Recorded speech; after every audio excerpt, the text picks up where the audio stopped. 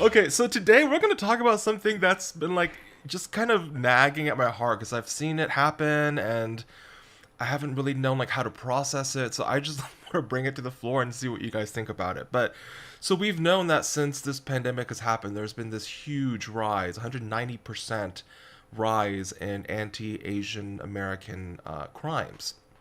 And recently we've seen in San Francisco, a grandfather was murdered, and then in San Antonio, another one was murdered, and then there was a restaurant in San Antonio where the owner of the restaurant recently came out and said, "We're still going to be requiring masks at our establishment because we want to protect each other and respect each other in that way." And the next morning, he came into work, and people had spray painted like "Call me" and "Go back to China" and "You don't belong here." And it's just it's yeah, it's been kind of heartbreaking to see that happen over and over and over.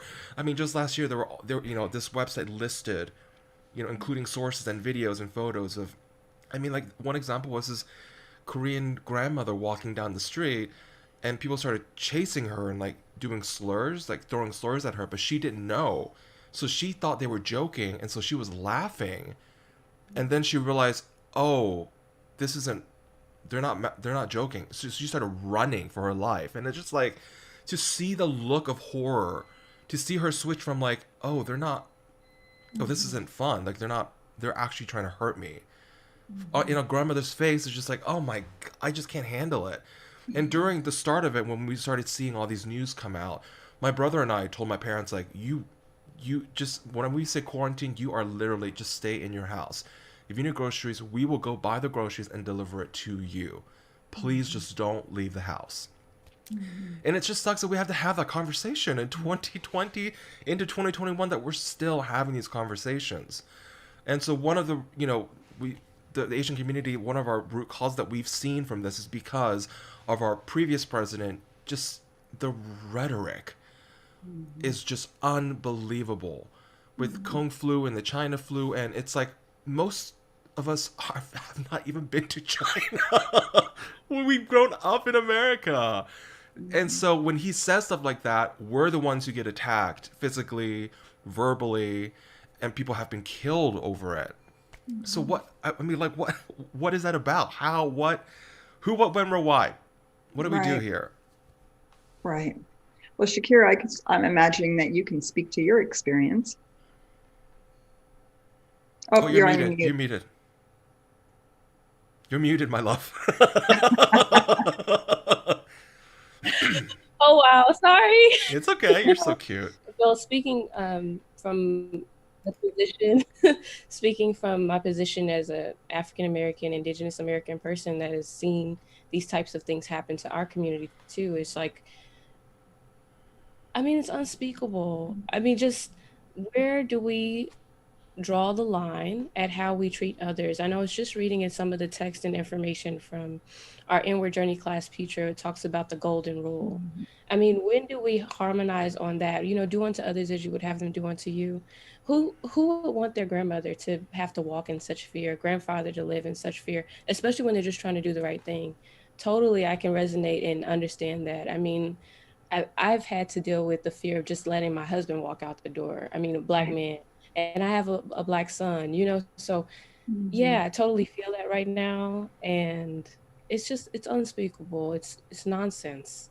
It seems like it's not even human. I mean, in the sense of connection and unity with one another, and just that we're the same thing. We're the same being. We have different colors. We have different ways of orating and being in this world, but we're the same. Yeah, and we're also going through the same experience together. We're in this pandemic together. We are like trying to support each other and be there for each other. So it just really doesn't make Right. sense that we're having the same experiences and yet you still feel the need to attack. It just doesn't. Yeah, I Right. don't know. I can't process it. Yeah, there's so many levels to the answer, right? Or there's so many levels to why is it going on? Why do we experience it? And I think Oscar, the part of it at why we see the resurgence of it, especially with Asian Americans, is the rhetoric. that has made, and we've seen the escalation of the Black men being shot by police, just out and out, and just the increase of all kinds of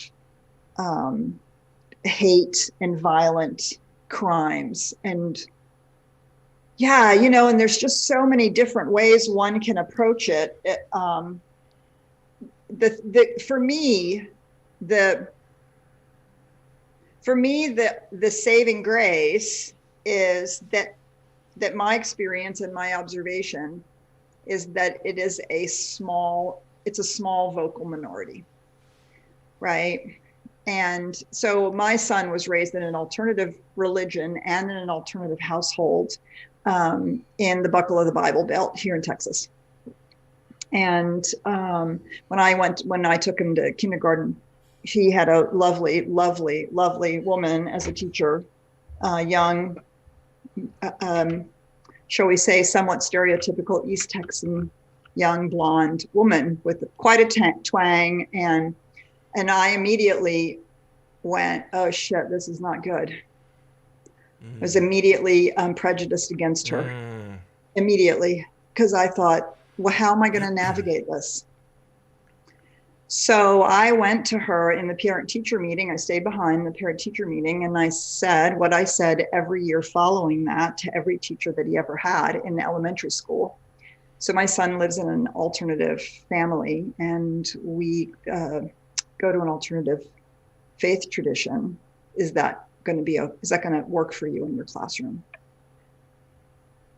I have to tell you that I was embarrassed by how prejudiced I had been because of how she responded. She even called me one day and said, you know, next tomorrow we're using D for dad. Should I change that? Does Jason have a dad? And it was like, yes, he does. And he has a good relationship with his dad. Thank you so much for calling. So the first thing, right, was that. So Jason was in first or second grade, and we started having hateful things written on our garage door so that he could come home to it. And what I realized at the time, right, and it's the thing that I cling to now, is two things really. One, it is a minority of people. It really, truthfully, I know in that town where those people wrote those things on that wall, that's not what most people feel. Even if some of them feel it, they would never behave that way because they actually know better.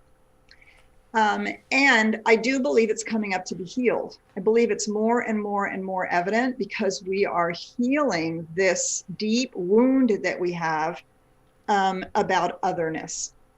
And I think ultimately that comes out of fear. It comes out of fear. I don't understand you. I don't know where you're coming from. You have a different culture. You look a little different.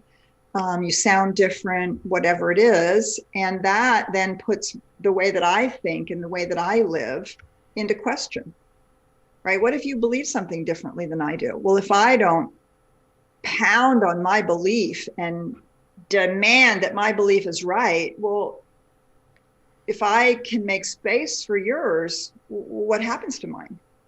Right? And that's a really fearful place. It's a hugely fearful place because now I have to give up my childlike certainty for adult uncertainty, for the mature living in paradox, for the deep consciousness that it takes to fulfill, treat your neighbor as yourself, love your neighbor as yourself, do unto others as you would have them do unto you, right? Because that actually takes imagination and empathy and compassion and heart and all of those things. And it's messy. Being human is a messy, messy business. And the people that we're trying to then embrace, they're not perfect either. So they do actually do stuff that we don't like or, whatever that we're really uncomfortable with.